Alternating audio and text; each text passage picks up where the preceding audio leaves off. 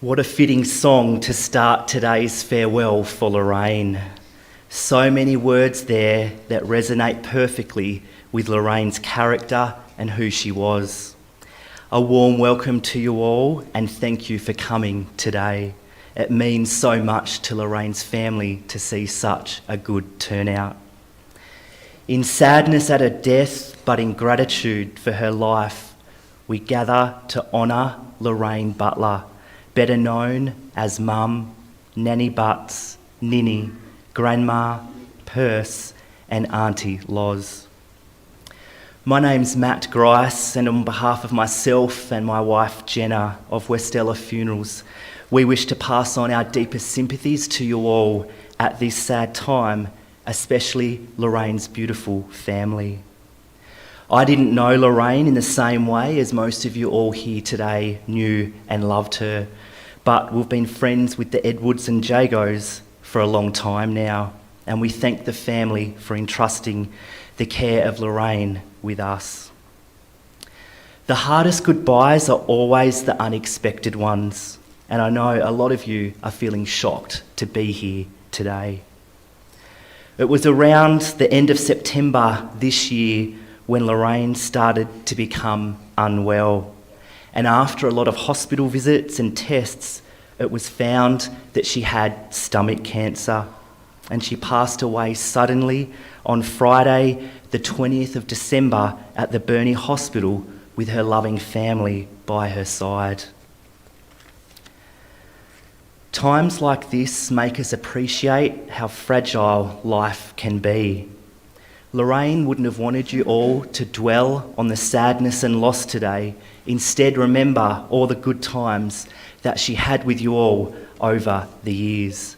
So we're going to celebrate Lorraine's life and her loves. Lorraine was the matriarch of her family and very much loved by all who knew her.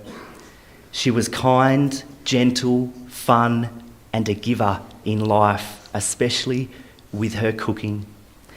Lorraine could be sassy at times, opinionated, and was a strong-willed lady.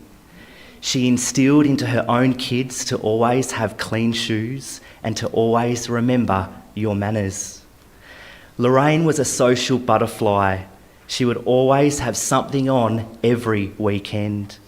She loved a good party and was always the first one there and the last to leave. She never missed a family party or gathering.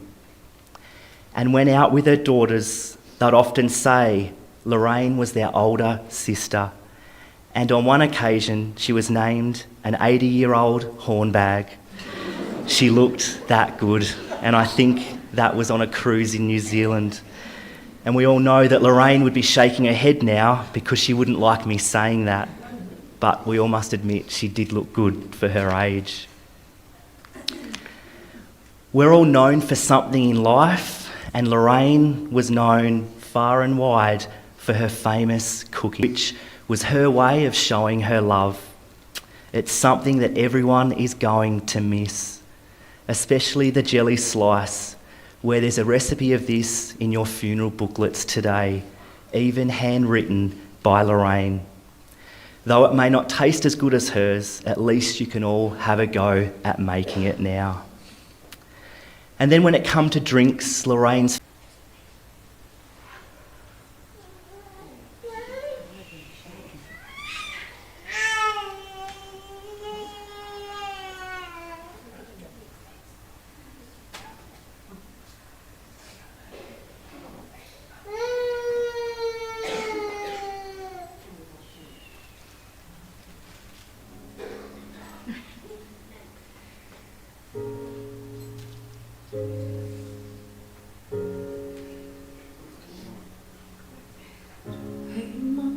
you get your wings? Do you hear the angels sing? Do you miss the things we used to do? Wish I could call you to say goodnight and speak to you when I've had a fright. You always seem to make my dark skies. I miss the pouring of the coffee the dinners with you and family, the giggles around your table as we ate. I miss looking through the pictures and talking about my wishes. Oh, what I'd do for another day with you. But first, let me say thank you.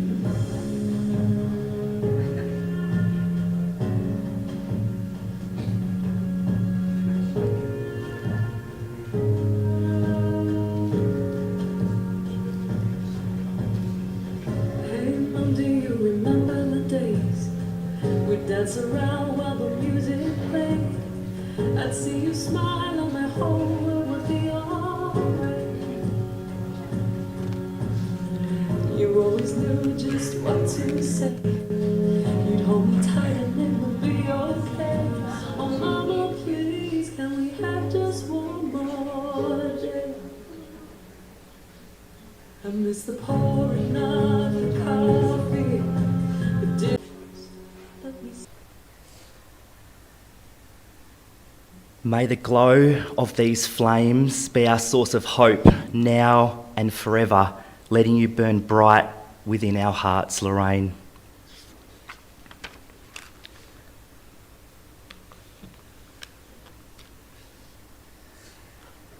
I now have Lorraine's eulogy to share with you all that has been lovingly written by her family. Lorraine was born on the 29th of November 1942 in the walls of the Burney Hospital. Daughter of Jim and Avril Marshall and one of 15 children. That's correct, 15. Growing up, she shared all her childhood with her 14 siblings. Not only her childhood though, as she made it her business to keep in touch and maintain a relationship with all her siblings throughout her adult life. In her early years, she lived at Surrey Road, Burney, and worked at the APPM as a paper sorter. She became good friends with Joan Butler, and through this friendship, she met John, who was Joan's first cousin.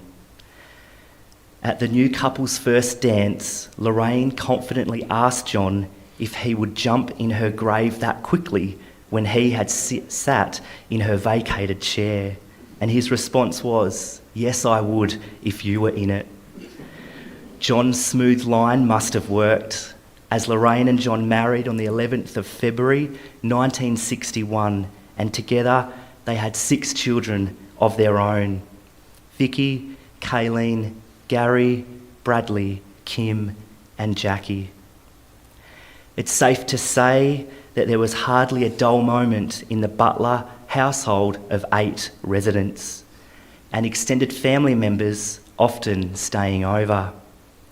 Family holidays were spent at Bicheno, as Lorraine was just as close with her in-laws as she was her own family. The container to ensure its safe return for its next recipient. Lorraine line danced over many years and had become a big part of her social life, dancing up to 3 times a week, including a midweek slot at a nursing home. Her daughters would laugh because Lorraine would say, "It's dancing for the old people." She made good friends with all her dancing friends, and I'm sure they can also testify to her cake-making abilities for all of their birthdays. Lorraine was an integral part of the Butler and Marshall extended families. She was the one to ensure everyone was included, that the presents were given when required, and that nobody ever went hungry or missed out on a gift. It was imperative to her that everything was fair and equal. She was fit and well for most of her life until this sudden illness. She had rarely been in hospital for a length of time, except for having her babies, which was her longest stay. She was a strong and independent woman that stood up for herself and those around her that meant the world to her, leaving everybody with the expectation that she'd be here with them for many more years to come. And there's a quote that I come across the other day that I think is relevant for her family right now. We may not have got to spend the rest of our life with them, but they got to spend the rest of their life with us. And there's something special in that. I now have some family tributes to share, and firstly on behalf of daughter Vicky. To my beautiful, loving, caring and giving mum, you have left us far too soon. I'm going to miss you dearly. I'm already saying, oh, I must remember to tell mum, or filling in paperwork in the last couple of days and saying, mum will know that, I'll give her a ring. You were always there to give a helping hand to anyone, whether it was a family member, friends, or friends of our kids. You would just turn up with nearly all your Tupperware containers, and we knew, didn't you have a few of them, full of homemade cooking. I remember us 6 kids were growing up. We never had much, but we never went hungry. And you had a big bag of spuds, carrots and onions, and you proceeded to grate everything into a bowl and made potato cakes for us. You had a small electric frying pan. You were cooking them as fast as we were eating them, and it seemed to take you for hours. There was one of the many times you were cooking a roast chicken for tea, and if anyone called in, you'd always invite them to stay.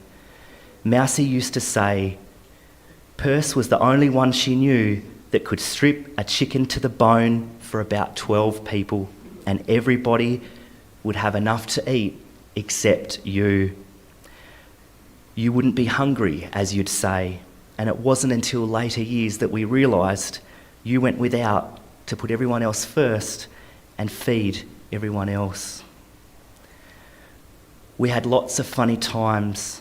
I remember you were in hospital years ago for a day surgery, and you had to stay in the night because you weren't handling the anaesthetic that well. So I went back to your house to pack you an overnight bag, and in one of your drawers I found a packet of smokes.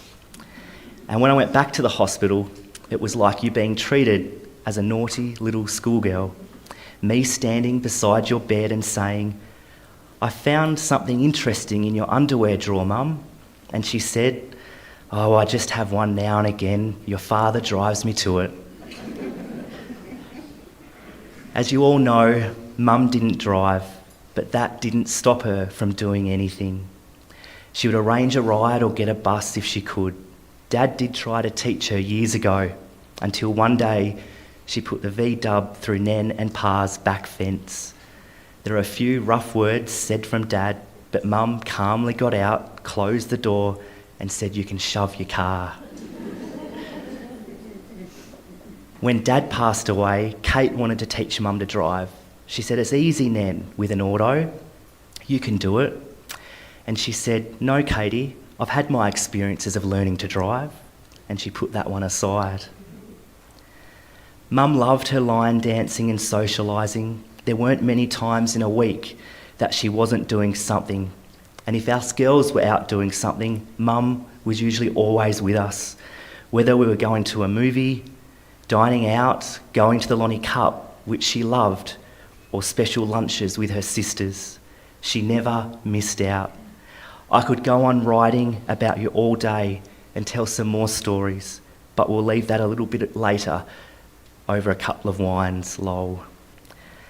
I'll leave some time for my much-loved brother and sisters to add their tributes. A couple of weeks ago, I asked Dad not to take you. It's too soon. It's not your turn yet.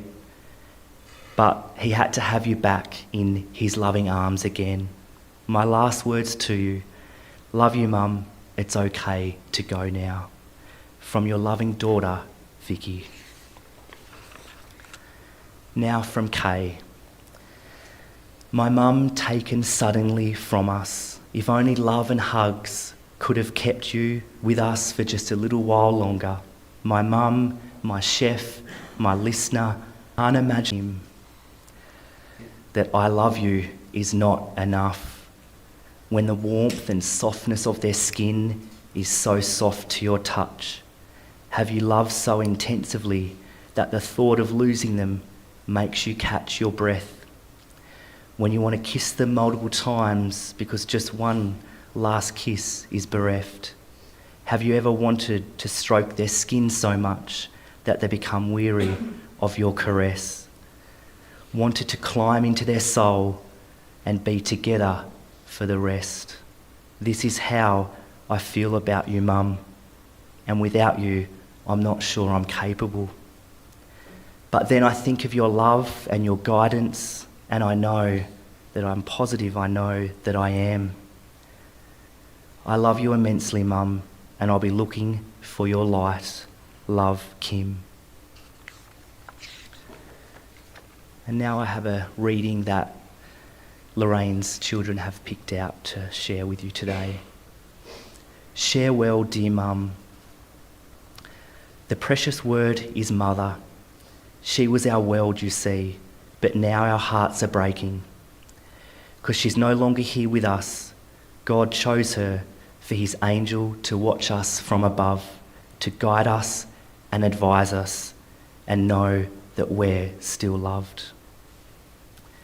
It's now time for the grandchildren to please come up, Kirby and Brent, to share a tribute with us.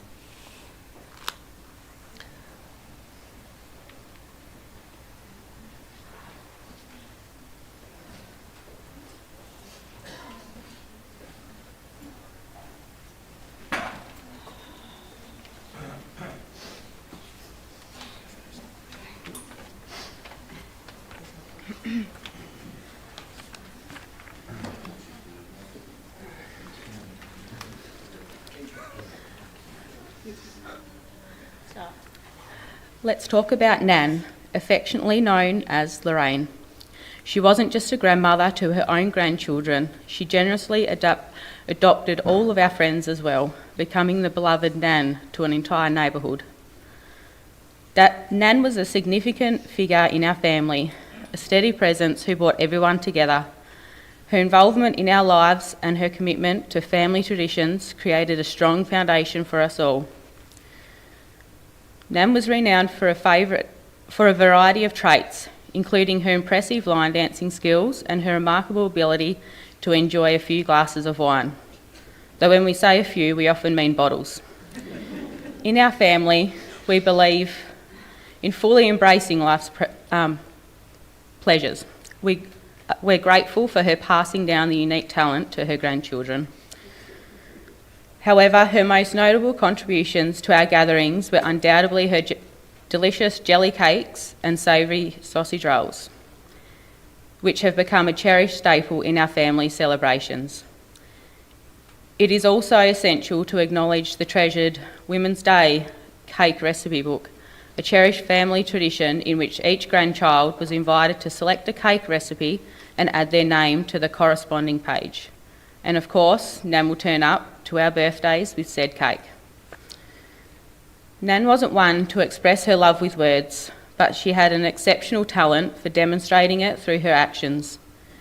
Whether it was cooking for our birthdays or any special occasion, she always prepared enough food to feed the whole neighbourhood. Her thoughtful gestures and attention to detail ensured that all grandchildren and great-grandchildren felt cared for. Through her acts of service, she communicated her love in a way that resonated deeply with us all. Nan was a remarkably strong individual, often opinionated and never hesitating to call us out on any questionable decisions we made. Her youthful spirit shone through in everything she done, and above all, she was a beautiful person. Always dressed to impress, with her hair and makeup meticulously done, she was ready for any occasion that come her way. Nan truly enjoyed getting out and socialising, always eager to be present at any life event. Her enthusiasm for connecting with family and friends was evident, and she made it a point to participate in gatherings, celebrating the moments that mattered to those she cared about. We were truly fortunate to have our Nan in our lives. While her absence will be profoundly felt, we still experience her enduring presence through the family she nurtured and the love that radiates from her children, our beloved aunties and uncles. They carry forward her legacy, reminding us of the strength and warmth she instilled in all of us. Love you, Nan.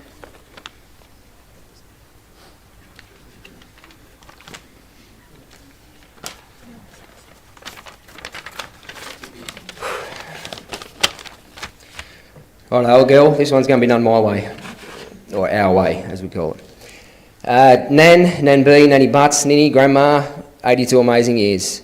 As broken as we are, I want to take this time to not mourn, but celebrate your life and the incredible time we had. I'm most thankful that we all got to grow up and have Nan in our lives as adults. Everyone has a great, close relationship with their Nans when they're young, no doubt. But the fact we all got to have a few drinks with Nan and play up was one of my favourite things. Sitting around the table at events, most notably Christmas, wearing ridiculous paper bonbon hats and talking garbage, truly are some of my fondest memories. Nothing was out of line with Nan. Alcohol, drugs, sex, no matter the topic, she would just smile and laugh. Every now and then, if it got a bit out of control, she'd just give us one of her, "Oh God." That was enough. We knew that was the end. I still remember people saying to me all the time, "You can't say that in front of your Nan." I'd say, "Well, you probably can't with your Nan, but we can with ours." When Pop passed in 2007, although a sad time, Nan was almost reborn to an extent. Her social life went crazy. The social butterfly grandma was born. Her involvement in line dancing to attending every birthday, engagement, wedding, cricket club function, you name it. He was this beautiful lady, standing out the front with a smile on her face, 2 or 3 Tupperware containers under each arm, sausage rolls, jelly slice, caramel slice, orange cake, butternut snaps, jelly cakes, lamingtons, savoury toast, and pinwheels, or as mentioned, now known as roundies. That was just a snippet of what we were treated to over the years. She'd be socialising with absolutely everyone from the age of 5 to 80, looking after the young kids, stirring up our friends, having a laugh, and a wine with her kids and sisters that she loved. Speaking of social, she loved any occasion, was never the first to leave. Unfortunately, at times it's a quality she's passed on to pretty much all of us. My wife Renee isn't a big drinker, so quite often she'd leave a party at 10:30, 11ish to get back to the kids and relieve the babysitter. She'd always check with Grandma to see if she wanted to ride home. The response was always the same. "Piss off, I'm not going home yet. It's only early." I remember thinking, I used to chuckle every time thinking, shit, when I'm in my late 70s, half a dozen deep, I'm genuinely offended by going home at 11 o'clock. We're all going to have to carry that on. 1 or 2 o'clock finish, dancing at the cricket club. It's, wonderful times. As mentioned, you know you have a pretty cool Nan when all of your friends start calling her Nan. It was almost a little bit of a hit to my ego at times when I'd invite people over for an occasion. One of the first things mentioned is Nan going, because those roundies are the best thing I've ever eaten. Started thinking, I'm not sure if these people actually like me or not, or if Nan's keeping them coming. She was always helping out. Nan, she'd just bob up any time and start helping out. She'd come over, she couldn't help but start folding, ironing or cleaning something. For a woman who was starting to get on a bit, she didn't seem to move all that quickly, yet she would knock over anything in record time. You'd just look over, there'd be 6 piles of folded washing there in 10 minutes. It was incredible talent. My brother and sister and I used to joke that she should have her own van, Grandma's field service. Washing, ironing, cleaning, 25 hours a day, 8 days a week. She just loved to help out, especially us. She loved to spoil us, even more so her beloved great-grandkids. I remember when my daughter Hallie was quite young and Nan had been feeding her all day. Ice cream, jelly slice, cake, sausage rolls, you name it. I said, "Hallie, no more, that's it. Why can't she?" Nan just snapped at me, and as beautiful as she was, when she had a snap at you, it wasn't a great place to be. "Well, she's had that much junk, Nan, no more." "I don't care, it's a special occasion and it's Grandma's rules today, not yours, piss off." I walked away from that moment in no doubt why myself and my brother and sister were all fat kids growing up. We spent too much time with Nan at Nan's house. She told me to piss off a lot, actually. I didn't realise until I wrote this how much she told me to piss off. She was always in our corner. As mentioned, she was as biased as they come and damn proud of it. Nan would always come with Mum to watch me play hockey. I would always laugh as Nan wouldn't miss any slight shove, bad tackle or accidental stray elbow I might have copped. After the game, "Who's that bloody number 7? In her right mind to tell him?" However, in about the 300 games she watched, she's yet to see any of the 6,000 elbows or 20,000 shocking tackles I've made. Didn't see a thing and would argue to the end of the earth with anyone who claimed they did. Her love, loyalty, care and compassion was beyond measure. For those she cared about, family and friends was everything. However, if you did the wrong thing, you knew about it. I remember playing up when I was a kid and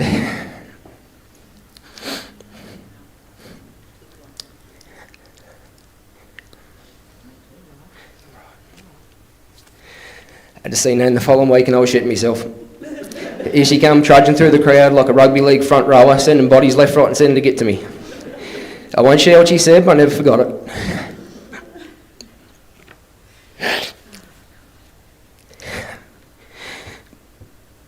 She didn't suffer fools all that well. If you're a bit of a peanut, she'd just totally switch off. I can still hear her saying about anyone that would be brought up, "Oh, he's a dickhead." He always was a dickhead. His dad was a dickhead too. He didn't have much hope. Stuck with me forever. It was black and white, no grey. She loved her family more than anything. She looked forward to going out for lunch on a Friday with her sisters. Now, you think we'd be pretty low-key, a bunch of 7-year-old ladies going out for lunch, but I don't know how she always got home in one piece as a designated driver that doesn't know what designated means. It doesn't just mean driving, it means not drink. But they had a lot of fun. Her sense of humour was brilliant. Dry but fantastic. Whenever we had anything on, it was always a point, who's picking Nan up? It was always decided. So much so that pretty much the first thing, I picked her up one day and I'll never forget it. She used to say, "Well, I've got to know what's going on. If it's Vicky, she'd be a half hour early. If it's Kay, she'd be a half hour late. And if it's Kim, she might not turn up." Sorry, Kimmy. There are a lot of things I want to mention, but I wouldn't have got a word out, Nan. All I can say to finish, you are simply the best. How lucky we'll be.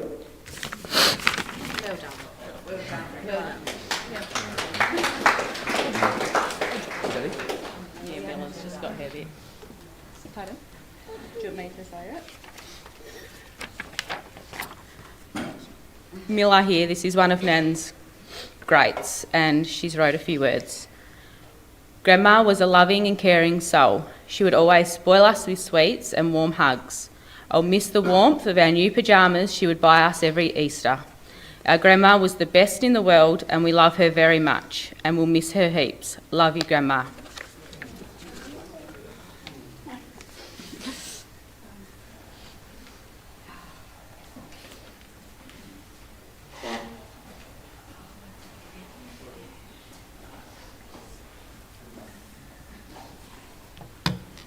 At times like this, they say music helps soothe the soul, so we're going to open up the family photo albums and listen to some great songs. Please enjoy.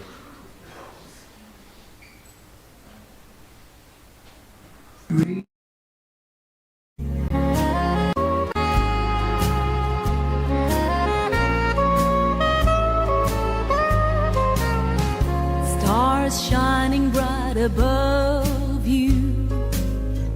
Night breezes seem to whisper, "I love you." Birds singing in the sycamore tree.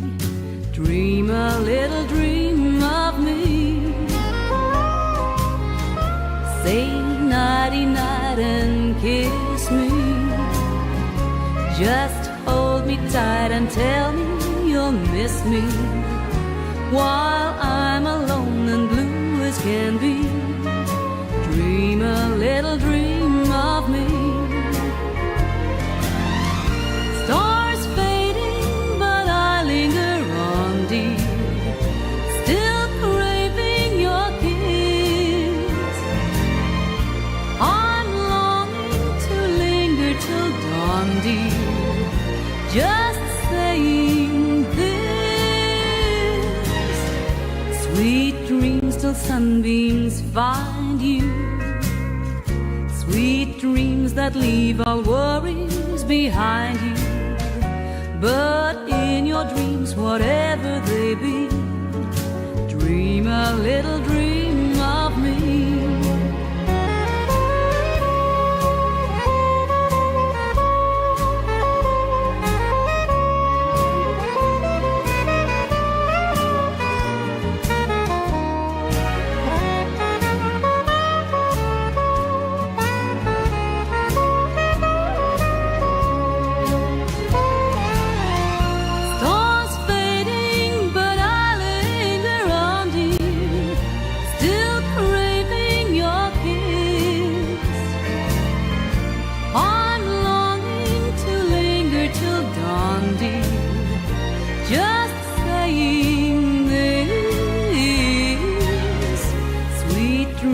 Sunbeams find you.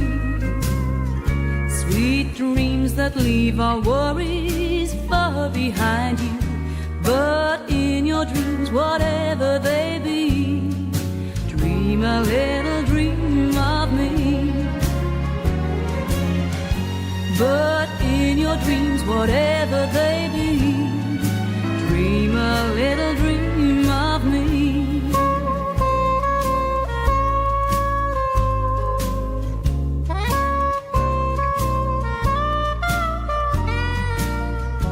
Birds singing in the sycamore tree, dream a little dream of me. Say nighty night and kiss me. Just hold me tight and tell me you'll miss me, while I'm alone and blue as can be. Dream a little dream of me. Stars fading, but I linger on, dear, still craving your kiss. The morning light was soft and low. The clouds had left an early snow. A peaceful sound was calling low. It's time to go. Then God reached out his tender hand and gently pulled her home with him, and brushed away the sorrow from her soul within. And I could hear the roses sing, a bluebird softly claps its wings. The sun seemed brighter than it's ever been. And now she's dancing in the wind with her true love again, where her heart has always been. Where her heart has always been.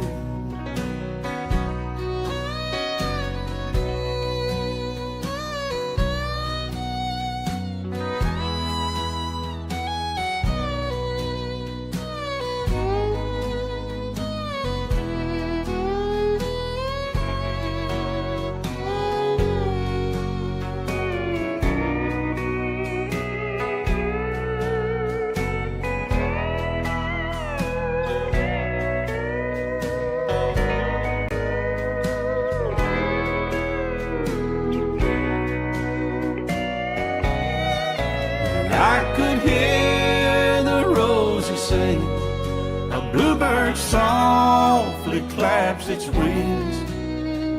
The sun seemed brighter than it's ever been. And now she's dancing in the wind with her true love again, where her heart has always been. Where her heart has always been. Where her heart has always been.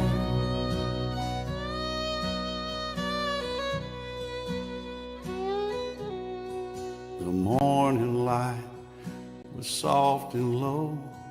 The clouds had left an early snow.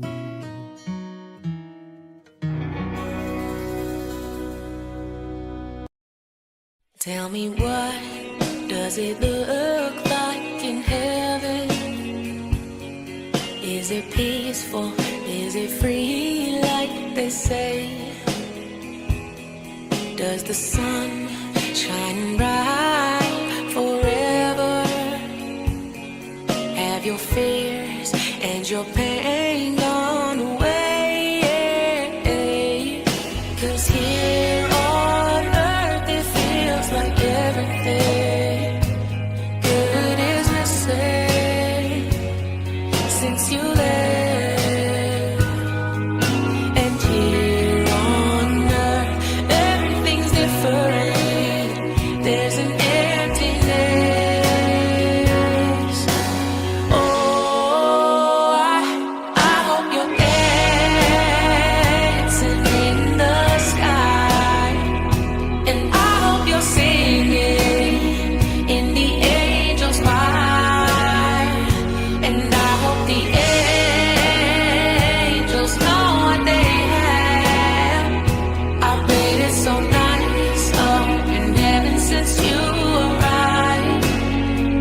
So tell me, what do you do in heaven?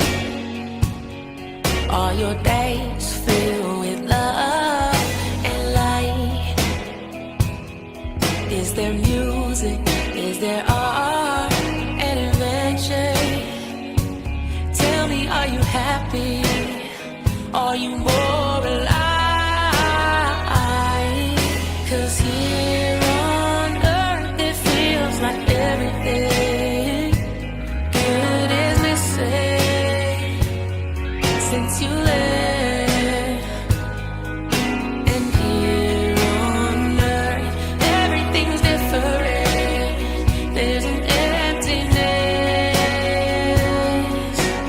Oh, I hope you're dancing in the sky, and I hope you're singing in the angels' choir. To those whom I love and those who love me, when I'm gone, release me, let me go. I have so many things in heaven to see and do. You mustn't tie yourself to me with too many tears, but be thankful we had so many good years. I gave you my love, and you can only guess how much you've given me in happiness. I thank you for the love that you've shown, but now it's time I travelled on alone. So grieve for me a while if you must, then let your grief be comforted by trust. It's only for a short while that we must part, so treasure the memories within your heart. I won't be far away as life goes on, and if you need me, call and I will come. Though you can't see or touch me, I'll be near, and if you listen with your heart, you'll hear all my love around you, soft and clear. And then, when you come this way alone, I'll greet you with a smile and a welcome home. Today, Lorraine's stories have been told, her life has been honoured, and now it's time for us to say our final goodbyes. I'll shortly say some closing words, we'll recite the Lord's Prayer, and then we'll take Lorraine out to the hearse, and there'll be a time where you can all place some petals on her coffin and say your own personal goodbye. You all have memories and stories of Lorraine, and that's why getting together after a funeral is important, to let her legacy live on. Her family warmly invite you all to please stay and join them here at the point for a drink, some refreshments and sharing of memories. Lorraine's family wish to sincerely thank each and every one of you for your attendance here today, for your love, care and support shown to them. It's greatly appreciated. As we prepare to close this service, let us pray the Lord's Prayer for those who wish to join in, which is printed in your funeral booklets and is a little shorter, being the Catholic version. Lorraine's family tell me that she's a little bit traditional and would have wanted this in today's service. Our Father, who art in heaven, hallowed be thy name. Thy kingdom come, thy will be done on earth as it is in heaven. Give us this day our daily bread, and forgive us our trespasses as we forgive those who trespass against us. And lead us not into temptation, but deliver us from evil. Amen. Ladies and gentlemen, can you please stand?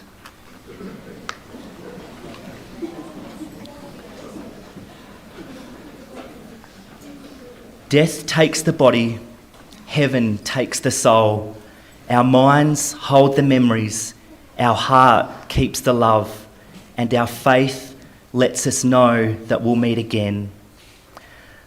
Lorraine, you were a beautiful lady and loved so much.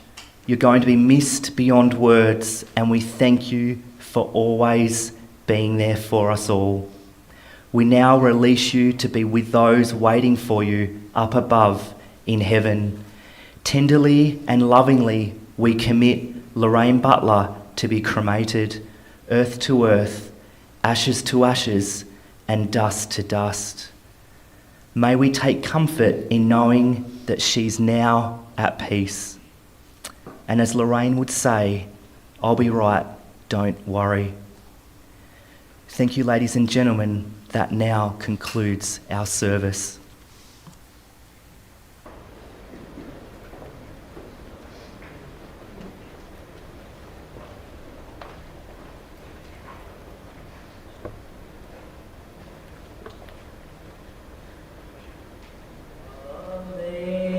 Amazing grace, how sweet the sound that saved a wretch like me.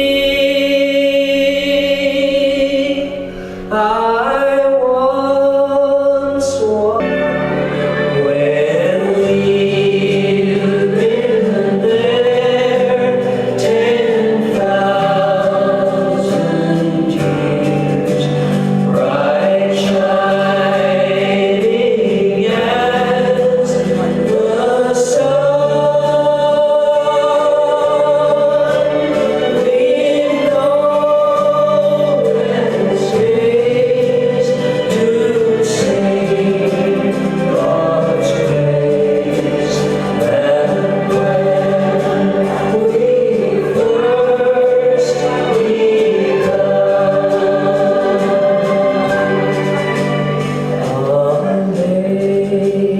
amazing grace, how sweet the sound that saved